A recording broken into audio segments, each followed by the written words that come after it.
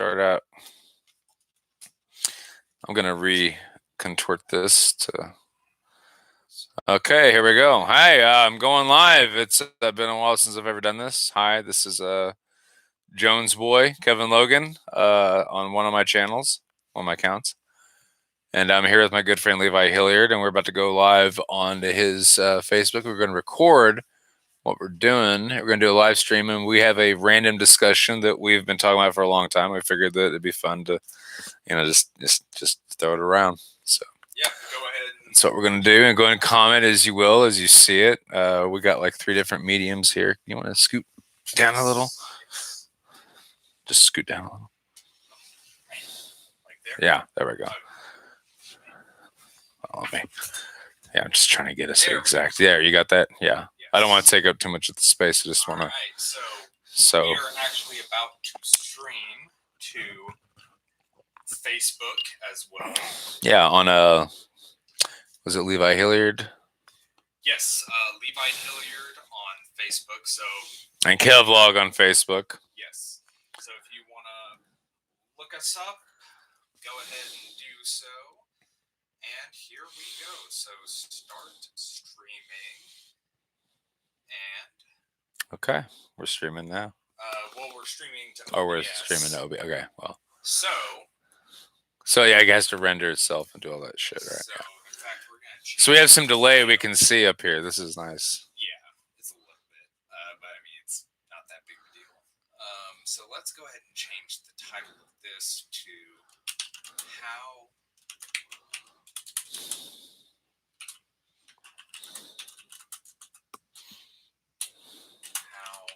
Star Crash became Star Wars. Rogue One. Okay, Rogue One's not the only thing we'll be discussing, is it? But it's how. But Rogue One is going to be our segue. Yeah, because you need to know these facts. These facts are ugly, and they must be acknowledged as soon as possible before the species dies from coronavirus. So, so anyway, a while back when the okay, we are about to go live on Facebook. All right, let's go. Let's go. Sorry about that. 3, 2, 1, and hold on.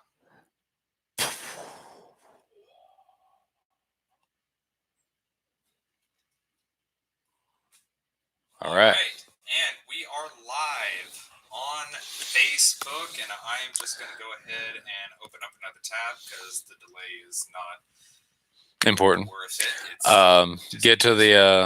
Get to YouTube so we can look up clips to watch absolute scenes, especially comparing the 2 themes, which is what we should definitely test to see if the microphone picks up the right, everything. Well, yeah. Which, by the way, let me get over to your. You started your stream, so let me refresh. I have a situation that happened a while back.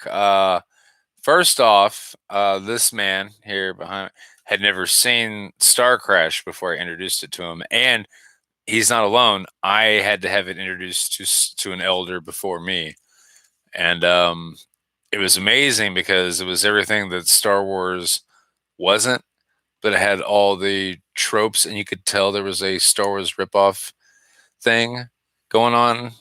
And anyway, we studying it and meeting a few of the people who had been involved, and a lot of people who had researched it before me had proclaimed that it was actually in production long before Star Wars, but they never really commented on how much was lifted once the production of Star Wars became abundantly clear, and also having a bigger budget was gotten done faster.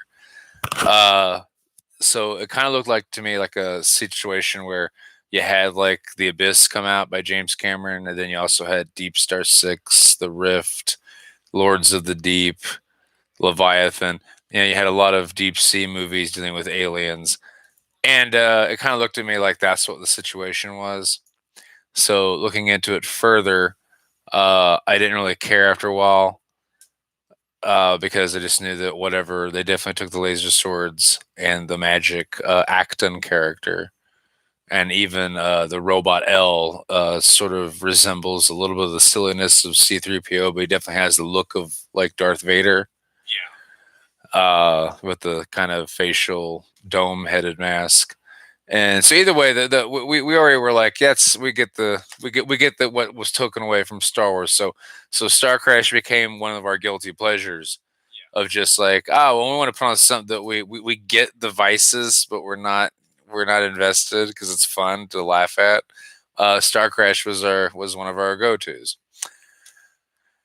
Well then, I'll let you tell the story from this moment on because Rogue One opened no more than like 8 months after I first showed you Star Crash, and we had you had a harsh, horrible moment of clarity. I felt like I was kind of in the color out of space, like I was just being immersed by these good feelings because I was like, oh, for some reason that theme feels okay. Little did I know, the horrors that were slowly taking me apart. So I'll let you. So to start off, the first time I saw Rogue One, A Star Wars Story, I was actually in Paris, Texas, at the Cinemax that they have there. Because you took me to see it after when you got back. You're like, you have to see this and tell me if you're seeing what I'm seeing. I'm like, I thought it was okay, and you're like, no, Kevin, it's shit. I'm like, okay, why? I've just recently realized why. I've found the virus. I found the coronavirus. The first time I saw the film again was in Paris, Texas, and I remember walking out of the theater to my car and yelling to the heavens, "Are you fucking kidding me?" Because I just couldn't believe that I had wasted my money seeing this film. And Levi hasn't seen very many Friday the 13th films before me, by the way, just to throw some context into that. But I walked out of the theater just being like, did I really just waste my money on this? But it was later, after Kevin had shown me Star Crash, and we were actually revisiting it. Just on a whim, by the way, wasn't it? We were like, not even. No, it wasn't even Star Wars prone. It was. He just went, Kevin, that movie's so bad. I kind of like it. And I was like, right? Yeah. It has this thing going for it that you get it, even though you know it's bad. Yeah. You are entertained by its badness. Yeah. It's like how people describe The Room or certain other films. It's like Star Crash. If you're a Star Wars fan, this just kind of feels comfortable because it feels like someone trying hard enough that you can actually go to bed feeling okay. Well, it doesn't blatantly rip any specific scene or part off outside of the laser swords. That's the only real.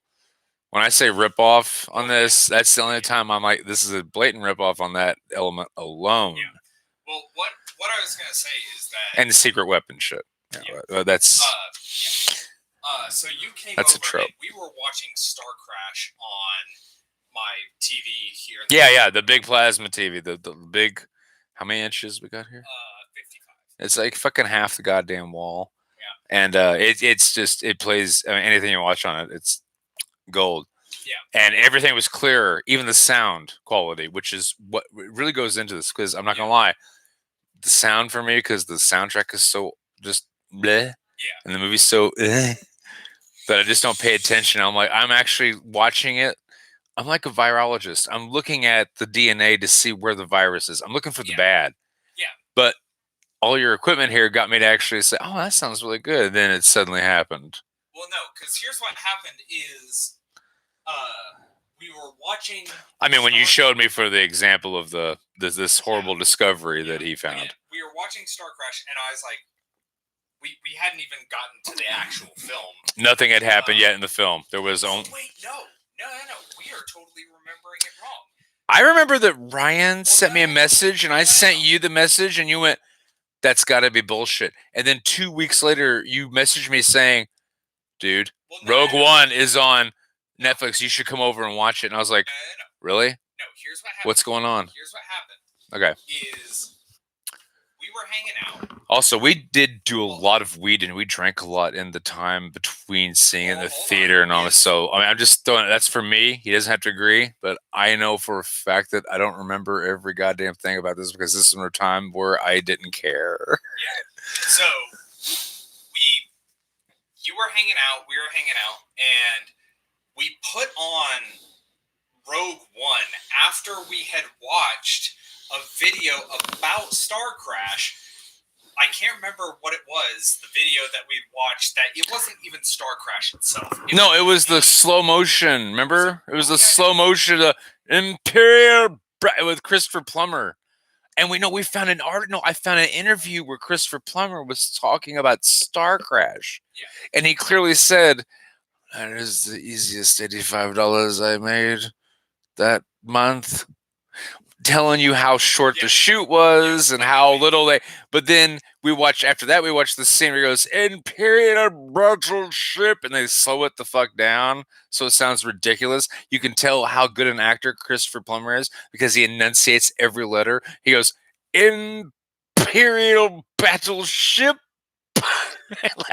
And that's what made us laugh. That's what we loved about the video. So I sent it to him, and that's all I remember about that video. That's what got us started on Star Crash. And then we eventually went to Rogue One because you're like, it's on Netflix. And I was like, it is? We should watch it. You're like, I know. Yeah. And it was totally innocent. Yeah. And so, there was no discovery to be made yet. Yeah. And so we get to the title crawl and something happened. He had this eldritch tingle that was like crawling up his spine and leading to a nuclear explosion in his brain. And I'm sitting over there just going, oh, this is nice. Because I didn't mind it in the theater, but I was like, why don't I mind this? And I didn't realize the reason I didn't mind it was because it felt very familiar. The whole movie. We'll get to the rest of the movie, but right now, this was the first Lovecraftian clue to the eldritch horror that we were about to discover about the Disney Star Wars franchise. Yeah. Continue, please. But I finally realized, it took me a second, but I was like, wait, whoa. And I snatched the remote as quickly as I can. And I was mad at first. I was like, dude, we are so fucking drunk. Can we just watch this and not do this? And you're like, no, Kevin, you have to understand what I just heard. And I'm like, nah, whatever. And you're like, no. And then I switched over to YouTube because we have an Amazon Fire Stick. He took me over like a scientist in a Godzilla film. We went over to the kitchen table, and looked up the Star Crash intro theme. And Kevin was sitting at the dining room table, and I was sitting on the TV, and we hit it at the same time. And sure enough, even though I think it's like one octave higher, no, man, there it was. The opening themes are exactly the same. It was there. Crash is exactly the same as the opening scene, like the opening theatrical score for. Well, here's the thing. Let's wait. Well, hold on. Okay. There's a history to the score for Rogue One. The opening score actually. There were some very technical differences that anyone who understands yes knows. They took out certain notes. They kept the tiny little notes, the little little rhythm notes, not even the main. Well, it wasn't like they took out an entire measure's worth of notes and replaced it with something else. No, they literally took out where Star Crash peaks really high in one part of the theme. The theme of Rogue One, it just leaves out that one little peak note. It was like if you took the Halloween melody, like dun dun dun dun dun dun dun dun dun. If you took that and you made a movie about a serial killer, you just went dun dun dun dun dun dun dun, and you're like, I mean, I know it's absolutely different right now, but it is incredibly too similar to exactly what is found in this other film that is obviously a blockbuster and better than what bullshit you're trying to. Minute level, different We to avoid copyright infringement. and we can both agree on this that this is not a good way to start the latest expansion of the Star Wars universe at the time. But the fact is, they had two things on their side. Number one, there is a very small fan base in America for the film Star Crash. Yes, there is. And number two, the Star Crash melody is not that memorable. Unless, of course, you have been like Levi and Ryan Gonzalez and Curtis Mays and Dustin Haynes and anyone else that knows me, Lance Reese, Joseph McVeigh, you've been pummeled with this film because I have made goddamn sure that every one of you motherfuckers has seen it. And the thing is, I'm not going to lie, there were times I really doubted Levi's memory. But the fact that he was going through Cthulian rage at like the Eldritch tunes he was here, he was like, I've heard this horrible tune before, Kevin. And I'm like, right? Doesn't it feel good? You're like, no. And then you put on Star Crash, and I was like, and I love Star Crash. I was like, well, the horror wasn't that they ripped off Star Crash. The horror was they ripped off Star Crash. It was like, I'm so glad that the snake's eating its own tail, but at the same time, that means that there's no more. What else does Lucasfilm with Disney have then? If they're scraping the rust off of the bottom of that empty, dry barrel that's been holding nuclear waste for 20 years. And what, and they might explain a lot of the bad reviews and the bad concepts that have been coming out of Star Wars since that time. well, Solo's the next one. We'll get to the. We need to discuss Star Crash at some point and explain to people what it is. Yeah, but here's the thing is that ties into this larger idea that you and I had previously discussed of how, one way to put it is, like you said, the Ouroboros, eating its own tail. Yeah, they're running out of ideas. The cannibalizing of other forms of storytelling that worked better with, Another way to put it is, and this is, again, something we talked about, is how it is.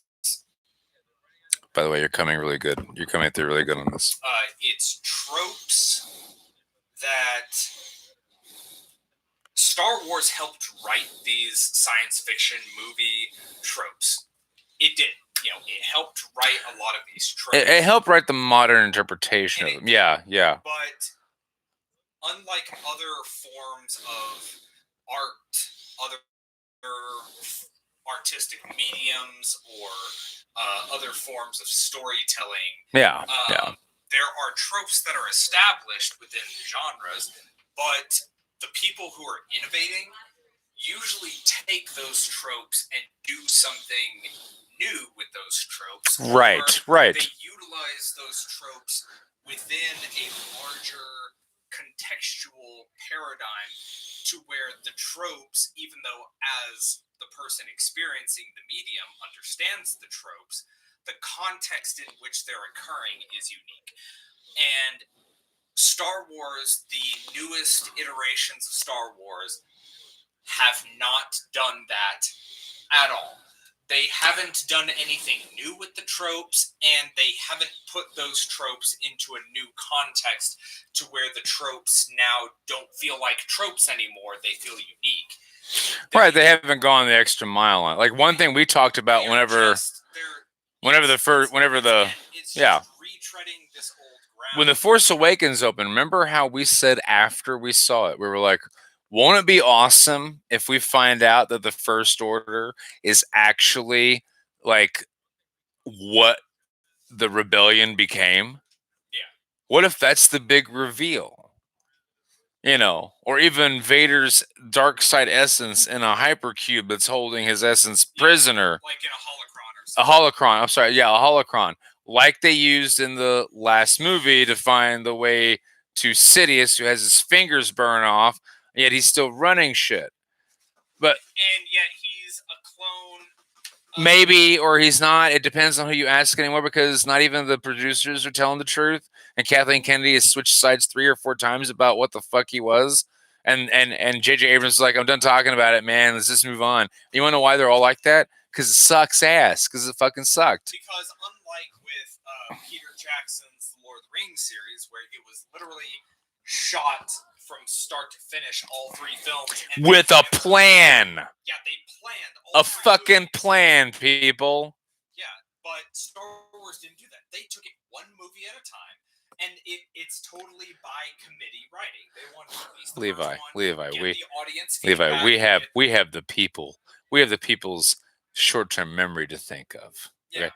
We know they're stupid. We know like the targeted market research to be able to maximize the profit. And if you're not going to listen to that shit, you're fucking fired, because you are not going to be allowed to make movies for idiots that need everything to go by at light speed so they can pick up little Easter eggs that are blatantly there, so that way everyone feels happy about feeling happy. Special when they notice idiotic blatant. Fuck story. Fuck character development. Fuck archetypes. Fuck arcs in narrative. Fuck all that. Just get to the and for you lesbians and gays out there, we'll throw in 2 women kissing at the end of 2 characters that you don't even fucking know who they are. Yeah, that's their market research idea of diversity and inclusion. Yeah, here's the carrot. You're riding the donkey, but you're the actual jackass riding it. So that's how they view it, honestly. But well, we think we've cracked the code to where we went wrong. We're going to call it the Ouroboros hypothesis. Yeah. What happened was somebody that worked on Rogue One discovered Star Crash and figured that no one would fucking care or know the way that movie was put together. But unfortunately, there's 2 Star Wars fans here that it has been literally forced upon, like a Bill Cosby roofie. And we woke up from the sleep on the same night, realizing we'd been raped. And we realized it with the beginning of Rogue One. And we didn't, it took a year. It took literally a year from it coming out to coming on cable. We finally Levi's like, stop this madness.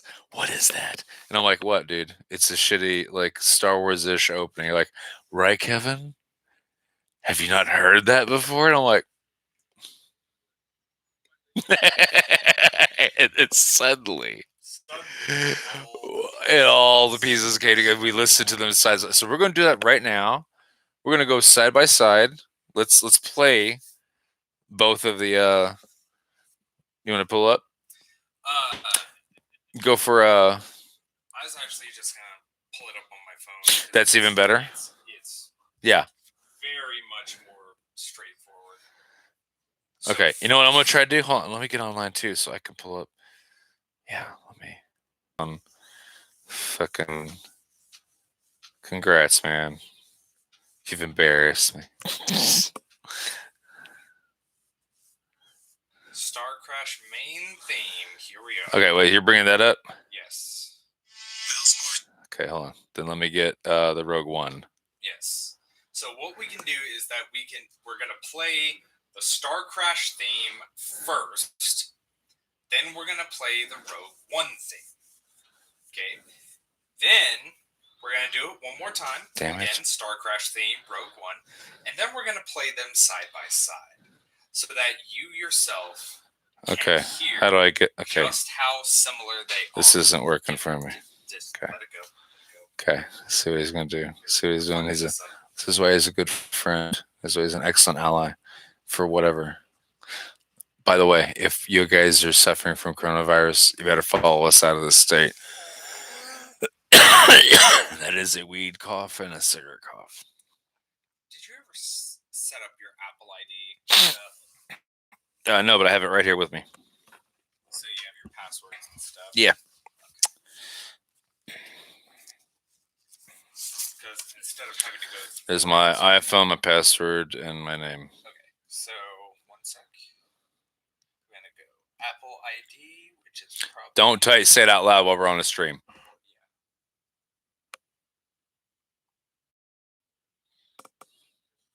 So Gojira. No, there should be. I think maybe. Try if it doesn't work. Try the one without the I, but I think I just wrote it down wrong.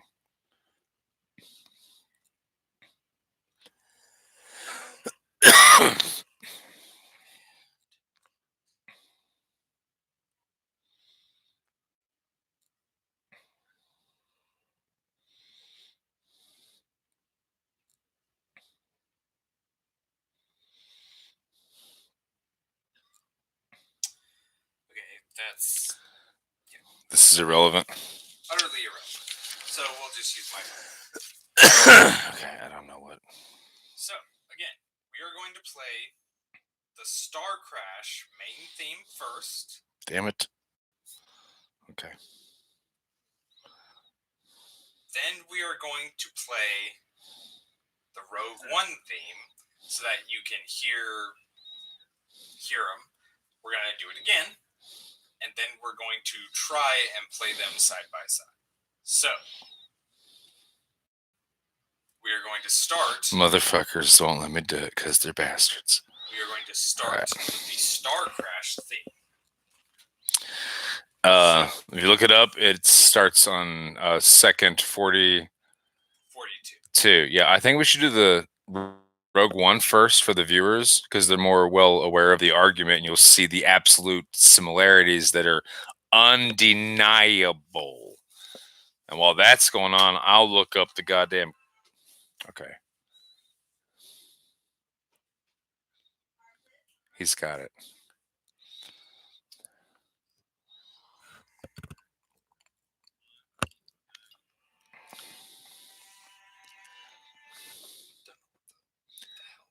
That's actually it. That's the beginning of it. No, that was something else. Oh.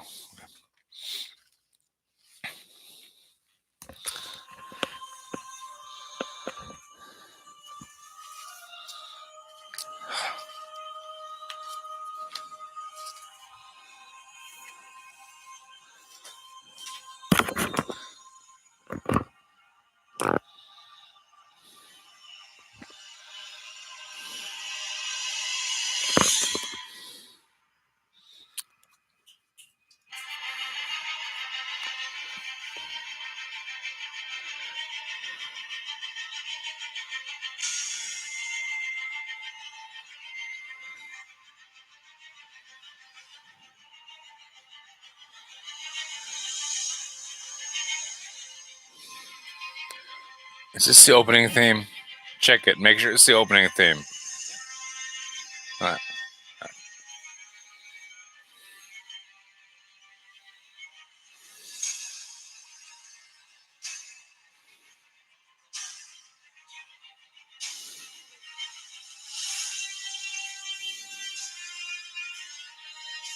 And you grabbed the wrong track. This is not the one that opens the film at all.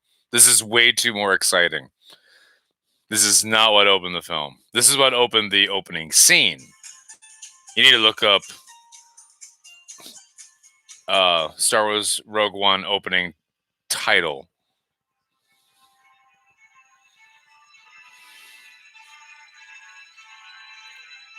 Here it is. This is it.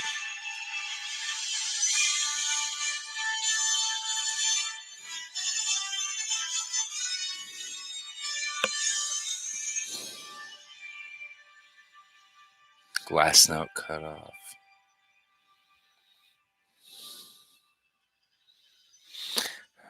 Now, let's go. Let's grab that fucking Star Crash shit. And actually go to 39. Let's get a little bit build up before they hear it. It's just a... Yeah.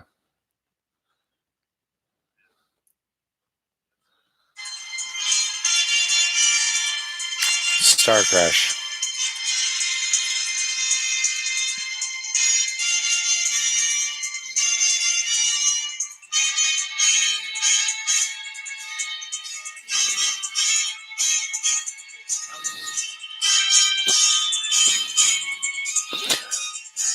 Oh no, it's four time.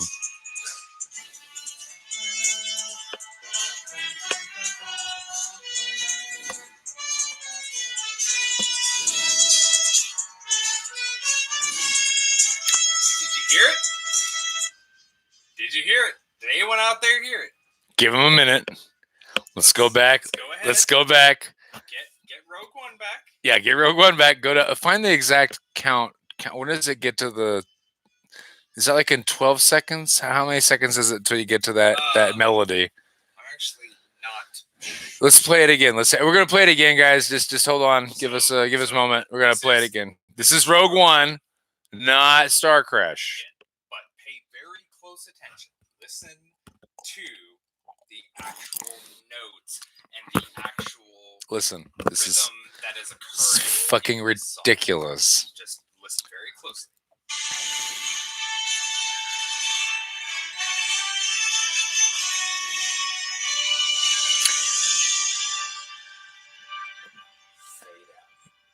Now pause that. Isn't it not? It's slowed down a tad in the middle, like ledger, is it not? Or it's a little. The speed is faster in the Star Crash theme. Well, yeah, it's that's what I'm saying. It's a faster tempo. Yeah, the tempo's slowed down a little here, but that's not enough to hide what it is. The fact that those are the same goddamn notes. So now again, we're gonna pull back up Star Crash. Bring up Star Crash again. So we're at 41. Go to second 41. Listen very carefully. Takes a little bit, guys. State Farm ads. So again, go to 42. Okay, yeah. It does this little stinger a few times.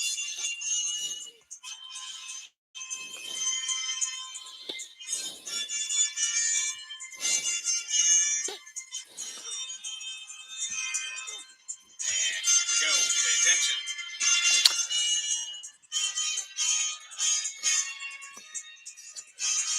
Kind of building up the score. 4 time. Not yet. Now.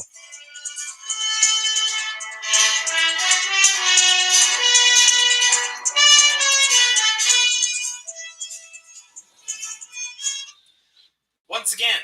Like, listen, people. Okay, are you that fucking stupid? Are you Star Wars fans that are toxic about how awesome shit is now and how great Star Wars is?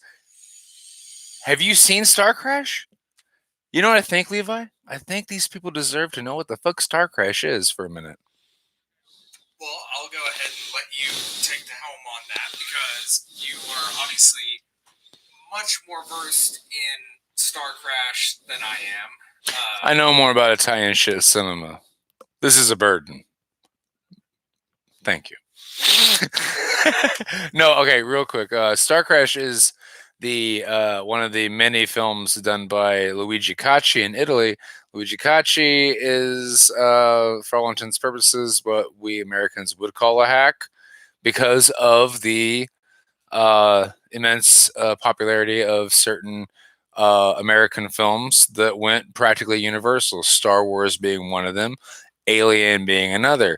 In fact, there's a film that he did called Alien Contamination, which is actually a pretty good sci-fi story on its own merits, but it definitely is cashing in on certain visual interests that Dan O'Bannon and Ridley Scott made popular with Alien. Years before that, Star Crash came out. Now, Star Crash was actually being put together as a space opera because space operas had seen a lot of new life and new resonance in Italy. And the reason for that is because a lot of American sci-fi shows that viewed in the 60s finally made it to Italy. So, of course, these ideas started getting into directors and filmmakers' heads. And they're like, let's just go for it and let's do some fucking shit. It wasn't just Italy also. It was also Hungary and India and Turkey. That a lot of these, in Spain, that a lot of sci-fi and horror films that were made in America and Britain were finally after in the Philippines. Yeah, exactly. After certain fascist regimes had been either deposed or just fled the country, the arts were allowed to flow again, and art house theaters were playing a lot of films from all over the world, and a lot of our films, and as well as Britain's and everything. So it was only natural that this sort of concept would come around to Italy to do the space opera. And the fact is, the Italians had been doing operatic horror and operatic sci-fi long before the space opera really was a genre that they understood. But they definitely got a hold of it in the 70s, and literally right before Star Wars came out, which tells you that even George Lucas was in the same understanding of where the Italians were, and being a film student at UCLA. I'm sorry, Berkeley. It might have, well, either way. Being a film student in California, he was definitely dealing with a lot of artistic motifs. You can tell that by his films THX 1138 and American Graffiti. And of course, if you really look at the original, what he wanted edited as Star Wars: A New Hope, if it wasn't for his wife, which he soon divorced after he got rich. Sorry, George, I'm gonna call you out on that. His wife is what saved A New Hope from becoming a completely garbled, techno-babbled mess that lost all sense of the Flash Gordon sense of adventure that he was going for. And while he claims he was doing serials, there's a lot of evidence to prove that he might have been talking about the current spike in cinematic opera chapter plays on TV, mainly like the Dark Shadows, which are soap operas that were using horror motifs, and of course Star Trek in the decade prior, which showed that you could do space allegorical stories that dealt with amazing powers. Well, but where Star Trek dealt with um, as the best hard sciences could be ascertained by the viewing public, Star Wars and George Lucas decided to go more the Tolkien route of, I'll let the magic be a side story and let the personal characters detail the morals and the collection. This was classic space opera. The difference between space opera and sci-fi drama is that sci-fi really wants to try and get the science in its story as accurate as to the contemporary as possible, while space opera, or try to make it make sense in the context of the world. Exactly. Exactly. While space opera doesn't care. Space opera wants you to have dogfights in space where there's no such technology that would allow such maneuvering for ships. It's but the characters that you follow. Right, it's the mythology. Yeah, it's a sword and sorcery tale that has a space backdrop. Yeah. It has a sci-fi backdrop, but the sci-fi is not the important part of the story. And that's what Star Wars is. When people say, I love sci-fi, I'm a big Star Wars fan. Well, that's not genuinely sci-fi. You love fantasy that has a sci-fi backdrop. Today we call them like techno nerds or steampunk, or like there's different variations of the technological nerd. Coming back to Star Crash, But yeah, back to Star Crash. Luigi Cacci decided to put this together, and while he started his film before Star Wars, he didn't finish production until after Star Wars. So you can definitely tell the connections. Like in the middle of the movie, you see laser swords show up. So I'm not gonna defend Cacci too much, but I will defend the fact that he makes a very entertaining film that's funny and entertaining, and has some of the best Italian characters. In fact, their Italian characters, I know all their names, which should tell you not only how popular it is, but also on the recent MST3K revival series that was put on Netflix a couple years ago. Star Crash is featured as episode 6, isn't it? 5 or 6? It's in the middle. Yeah, and it's there. And I'm not gonna lie, the first time I ever saw Star Crash, I was like, I need to see this on MST3K. This is so. It finally happened. So there is a nice cult following of it. But if I was running Disney right now, and especially Star Wars, I definitely would think that a lot of motherfuckers don't know about this movie. Yeah. And if I had to steal from someone, like, no offense, this is just how it goes. If you're going to be down and dirty, you're going to steal from someone that you don't think anyone will give any credit to. And anyone that watches Star Crash today, now, is going to immediately, like, if you just watch clips, they'd be like, obviously rip off of Star Wars. And they would cancel. And I think that's what's happened to a lot of viewers who've seen it. But I think it's important now to look at, maybe we need to look at it through a second set of eyes. Now, that's all I got to say. That's Star Crash. We'll talk about the movie as we go through the plot details of what happens in the later Star Wars films. And this is not the only episode. We're going to be doing this for a while here. One thing we can do is, now that, again, you've heard the theme of Star Crash and Rogue One, it should be pretty obvious that Rogue One heavily, to say the absolute least, takes from the Star Crash theme. Now, one thing. But what else does it take from Star Crash? Well, is the real big. Quick is one thing. It's the big ugly. A question that we posed was, who was the composer for the theatrical score for Star, and who was the composer for Star Crash? Now, we ended up doing a little bit of research, and Kevin's actually pulling it up right now. We're gonna go. The original composer for Star Crash, if I am not mistaken. Hit that Wikipedia right there. Just hit it. That's when I found it. So the composer is a man by the name of John Barry. Now, John Barry is not... He's not a small name when it not, comes to scoring films. Anyone who knows films knows that he's done plenty of film scores prior. It's not so much this notion that, he's just some no-name that got picked up. No, he has done a lot of really reputable films. He did a lot of the James Bond You Only Live Twice, From Russia with Love, yes. Goldfinger. He did the movie Dances with Wolves, yes. Somewhere in Time. Lion and Winter with Peter O'Toole, one of the greatest films of the 80s out of Africa. Yeah, exactly.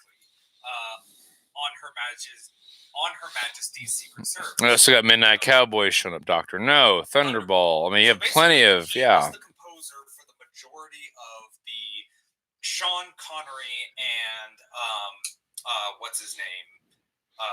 Roger Moore. Yeah, Roger But I don't know if Roger Moore... Yeah. No, because you have Timothy Dalton here, too. I think it just, like, there's a lot of score. There's a lot of 007 scores, regardless of actor, that he was involved in. This wasn't someone that you just called and said, "Hey, I got a shit film." Yes. Yeah, like there was belief in it. He did Cue the Winged Serpent. He also did God Told Me to, two Larry Cohen films that I love. He did Howard the Duck. He did the King Kong remake in the 70s. Yeah, he's done a lot of movies in his time, and again, he was not a small name in Hollywood. He was a big, well-known composer for these films at this time. Now check out his references. From the early 60s until the last film that I can see that he did the score for, which was in 1990. Or actually, no, never mind.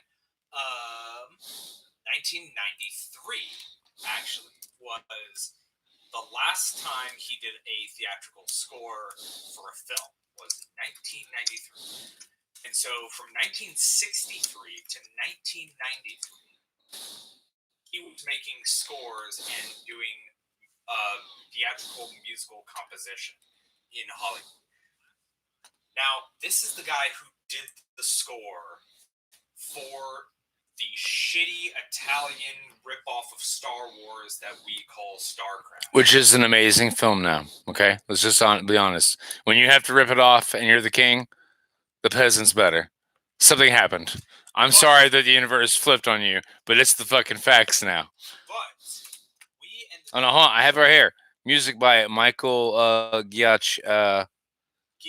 Giacchino, yeah. Now look, you need to use your thing. Look him up. Yes. But I have him here that collaborations with J.J. Abrams, Brad Bird, Matt Reeves, Pete Docter, Colin Trevorrow, Jay Watts, Drew Goddard, and the Wachowskis. Early life. So Michael Giacchino, he is a composer currently working in Hollywood. Some of the films that he has done scores for are Dawn of the Planet of the Apes, Zootopia, Doctor Strange, Rogue One, Spider-Man, Far From Home. So he's a very, probably in the last 10 years, he's been very active in terms of doing scores. Now, if we go back to our good friend, John Barry, let's look at some of the Yeah, I stuff. forgot what all I showed you, but I remember we spent like a few hours on it. It was We took a pretty we took a nice chunk of time in the night to. we took a pretty deep dive. So Where's my glasses? Did I take my glasses off? I'll be right back. So again, we took a pretty deep dive into his work and how, like, some of the stuff that he's done, and what film? No, there's a film that we looked at. Remember, we found one. We're like, this is a little too because they close. worked on it together. Yes, hold on. Okay, Ratatouille, Jojo Rabbit, Lost, Incredibles, Ratatouille, Star Trek, 2010, Yeah. Up, Coco. So it's got to be. It's an old. It had to have been something older. Well, that's old awards. Okay. So video games, obviously not gonna be. Gargoyles, Jurassic Park, Chaos on Small So Soldiers. again, these are video games. These aren't movies. What's his discography? Yeah, Films. There we go. The Trouble with Lou, Sin, The Incredibles, Sky High. Was it not Sky High? Mission Impossible 3, J.J. Abrams. Ratatouille, Cloverfield, Speed Racer, Star Trek, Up, Land of the Lost, Let Me In, Cars 2, blah, blah, blah. I'm going back further. Oh, did we cut out? We're still recording here. We still got plenty. You want to take a break and get a smoke? Let's take a break and give it a smoke. Okay, hold on. We should be hopefully pulling back up here. Alias, Lost, 6 Degrees, Fringe. Look at all these. Yeah, that's it, man. So it's the movies. And the movies only go to 1997. Legal Deceit, My Brother the Pig, The Trouble with You, Sin, and The Incredibles. Sky High, though, might be where we were talking. Well, we lost the stream. Well, can we play it back? Yeah, we'll be able to. All right. Let me go to where you're at. Close that out because that. Hey! This is a test. This is why we're doing it. No, it's The internet on my computer, and I know it's something with my PC on a software level. I know that that's what it is, and I need to figure out what the fucking hell the problem is. Well, here, let's watch it